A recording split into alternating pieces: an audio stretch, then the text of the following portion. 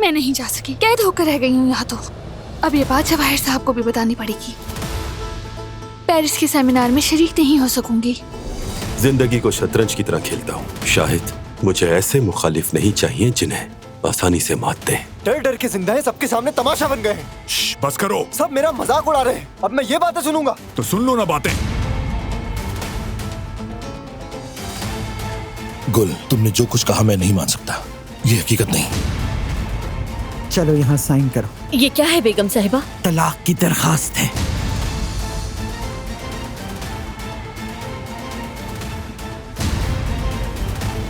दफ्तर की इमारत के बारे में मालूमात हासिल हुई हैं। वो इमारत शेयर के खानदान की मिल्कियत है जिसने दिलान को अगवा किया था और बाद में मारा गया। बारान हैरान परेशान हो गया होगा। उसे पता ही नहीं उसका दुश्मन कहाँ वार करेगा। वक्त जाया किए बगैर अपने अगले प्लान पर काम शुरू करते हैं। अभी तो शुरुआत है बारान कराबे। हमारा मतलूबा शख्स उस दफ्तर में आ जा रहा है।